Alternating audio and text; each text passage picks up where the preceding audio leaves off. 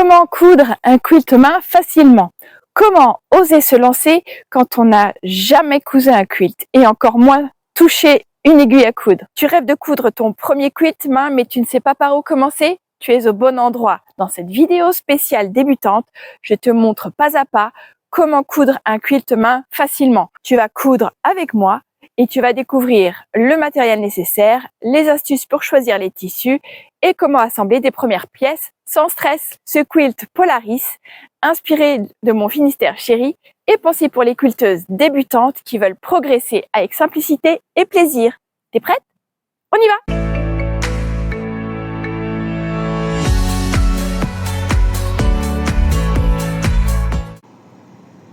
Pour cette série de vidéos sur la création de notre modèle Polaris, j'avais envie de t'emmener avec moi à la Pointe du Raz dans le Finistère, en Bretagne.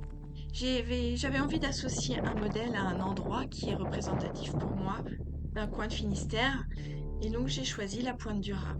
C'est vraiment un endroit mythique, hein, si tu ne le connais pas, très sauvage, loin de toute civilisation. J'aime vraiment beaucoup cet endroit. Par tous les temps, ici sous le beau temps, mais aussi sous la tempête, les nuages, c'est vraiment très très beau.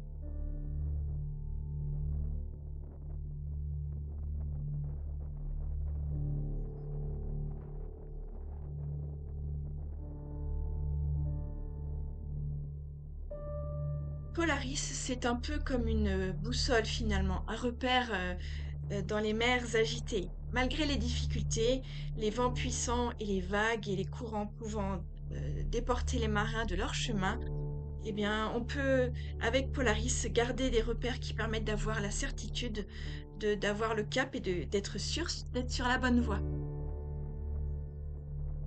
On aperçoit ici la chapelle Sainte-Thèye et l'île de Sein, c'est vraiment magique.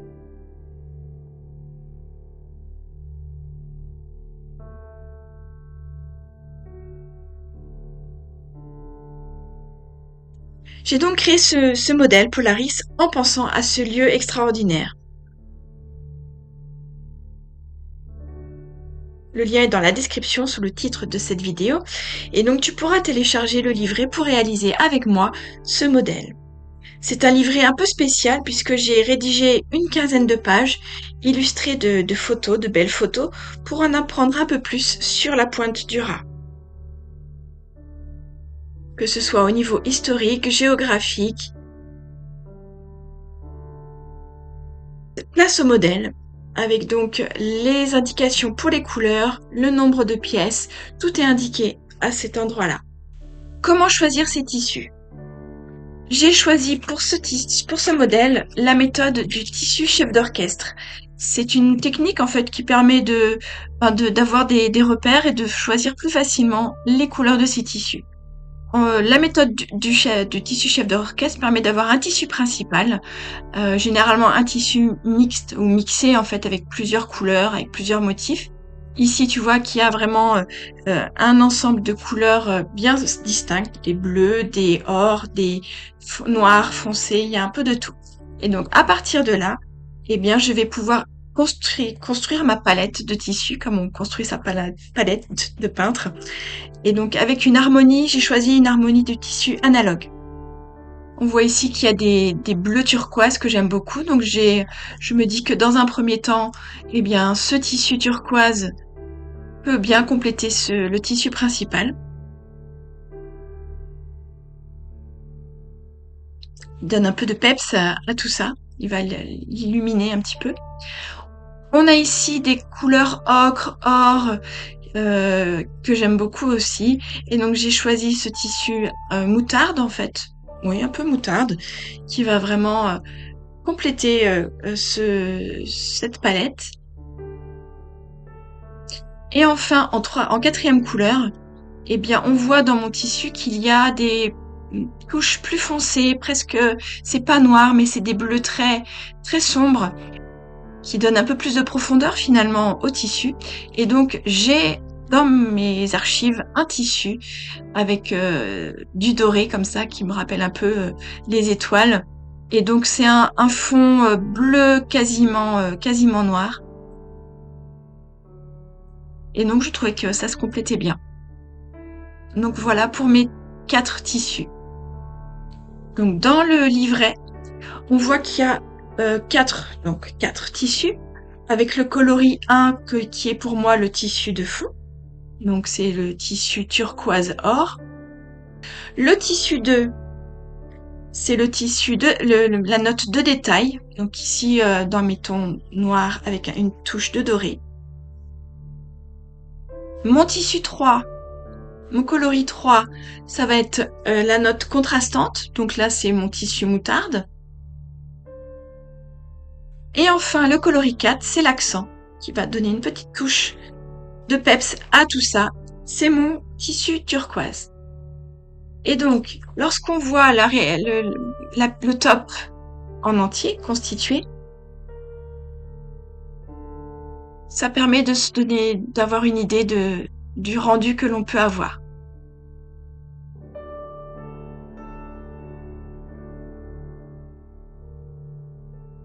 Donc, on a les tissus noir doré, le détail sur les côtés, aux 4 angles du top, plus le centre.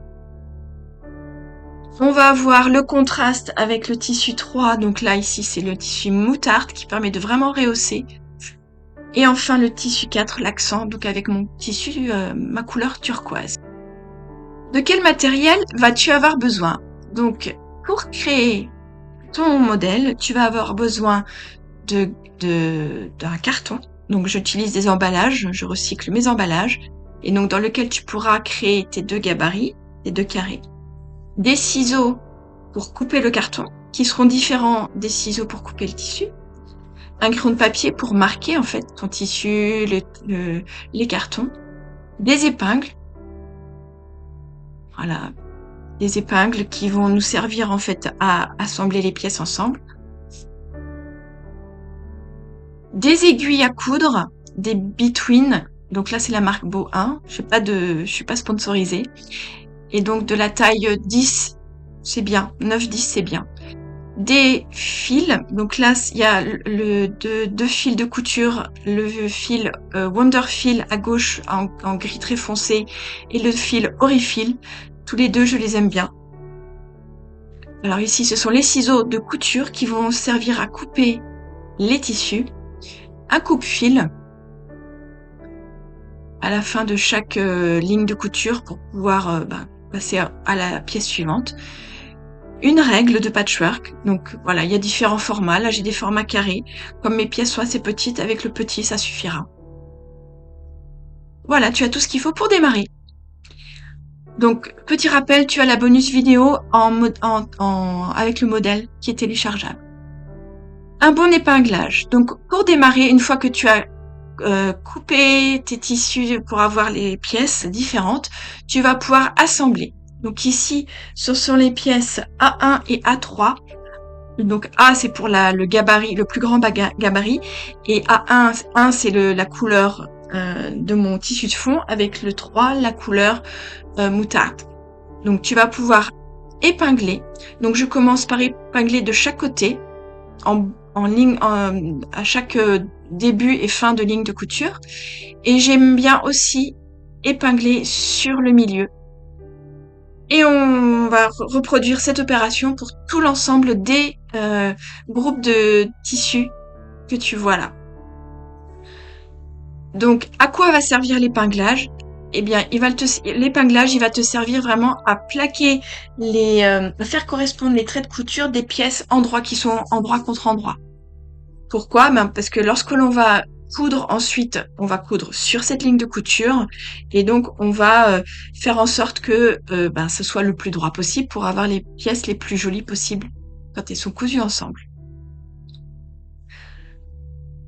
Donc pour faciliter le processus, tu vois, on va travailler en lot, on va travailler à la chaîne, c'est-à-dire qu'on va épingler toutes nos pièces plutôt que d'épingler 2 pièces ensemble et les coudre, épingler, coudre. C'est beaucoup plus chronophage. Donc, on travaille à la chaîne. Voilà mon premier groupe de tissus épinglés, les grands carrés. On passe maintenant aux petits carrés, qui sont les carrés B1, B2 et B1, B4.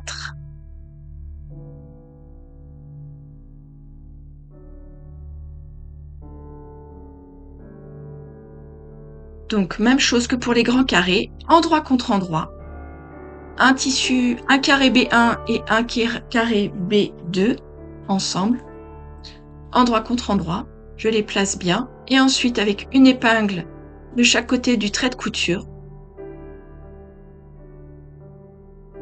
je n'hésite pas à reprendre s'il y a besoin pour être vraiment pile sur le trait. Donc de part et d'autre du trait de couture. Alors là, comme les pièces sont petites, je n'ai pas épinglé au centre, mais il est fort probable que lorsque je vais coudre, je rajoute une petite épingle si je sens qu'il y a un petit décalage au niveau des assemblages. Donc voilà, c'est reparti. On est parti pour un groupe de B1, B2, B1, B4. Une trentaine chacun à épingler. C'est parti! Les pièces épinglées. Donc tu vois qu'on a les grands carrés et 2 groupes de petits carrés. On va pouvoir passer à la couture. Pour la couture, j'ai choisi un fil souvent c'est la règle, on va utiliser un fil de couleur neutre. Donc pas forcément du blanc, mais plutôt soit un beige, un blanc cassé beige si c'est des tissus clairs, ou un gris clair qui reste très passe-partout. Et si les tissus sont plus foncés, un gris fumé comme tu as pu voir au démarrage lors de la présentation du matériel. Pour la couture, donc on démarre à droite, de droite à gauche, en étant droitière. Et donc on va commencer par piquer au démarrage du trait de couture. Et on va faire des tout petits points, un point avant. Je reviens piquer au démarrage pour faire en fait un point arrière. Et je vais faire ça 2 fois, donc un double point arrière. Ça va me permettre en fait d'éviter de faire un nœud au démarrage de la couture, parce que un nœud, lorsqu'on va avoir plusieurs groupes de pièces cousues ensemble à des intersections, ça peut faire beaucoup d'épaisseur. Donc on évite les nœuds, on n'en fait pas. On fait donc un double point arrière, ce qui permet de bloquer la couture. Voilà. Et donc ensuite, on va faire un groupe de points avant. Donc je contrôle toujours, voilà, que je suis sur la ligne de couture, sur le trait de couture en avant et en arrière, sur les 2 pièces. Et je fais un mouvement de balancier en fait avec ma main gauche pendant 4-5 points. Ça évite en fait, pourquoi je fais ça? Ça permet d'avoir une certaine régularité dans le point de couture. Et lorsque j'en ai fait 3, 4 ou 5 points comme ça, je tire sur mon fil et je viens réajuster ensuite. Voilà. Tirer un petit peu pour que mon fil soit bien plat. Une fois que j'ai fait ça, je fais un point arrière sur le dernier point. Et je continue ensuite avec une série de points avant. Pareil, toujours un mouvement de balancier. D'avant en arrière. Ça me permet de contrôler si mon aiguille est bien sur le trait de couture. Je tire une fois que j'ai fait un certain nombre de points. Et je refais un petit point arrière. Et donc le point arrière permet de bloquer en cours de couture le fil, d'éviter que ça se froisse ou que ça vienne se froncer et ça ferait pas forcément une jolie couture. Alors les aléas de la couture, mon fil s'est échappé de son aiguille, donc je la replace et je continue jusqu'au bout de ma ligne de couture.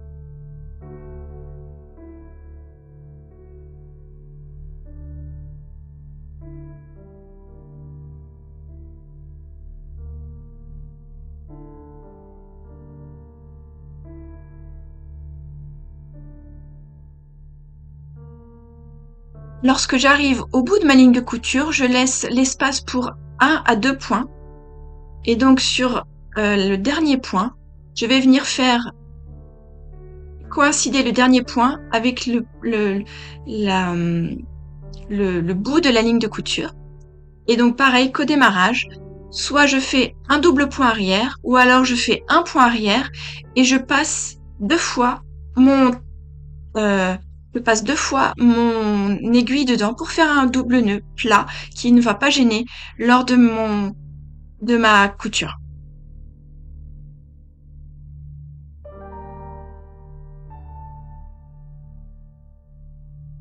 tu pourras trouver sur mon site des formations de patchwork main et qui te permettront vraiment d'approfondir ces techniques que je t'ai montrées là aujourd'hui.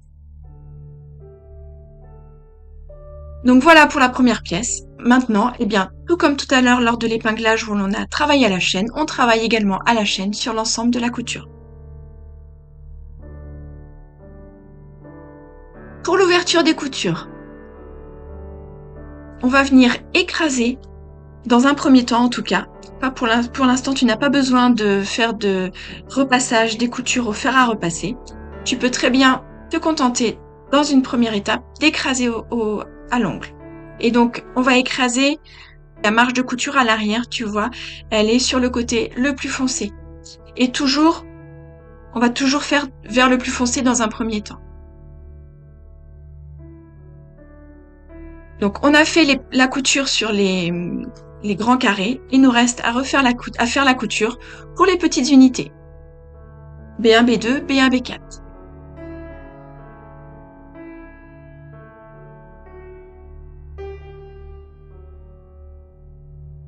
Le bilan de cette première étape. Donc, on a réalisé notre toute première couture, donc sur les carrés, les grands carrés et les petits carrés. Il nous reste une quarantaine de tissus A1, de carrés A1, et sinon tu as l'ensemble des premières unités. La première étape du modèle Polaris est terminée. Si tu as des questions, n'hésite pas à me les poser en commentaire et je te donne rendez-vous la semaine prochaine pour la deuxième étape de notre modèle.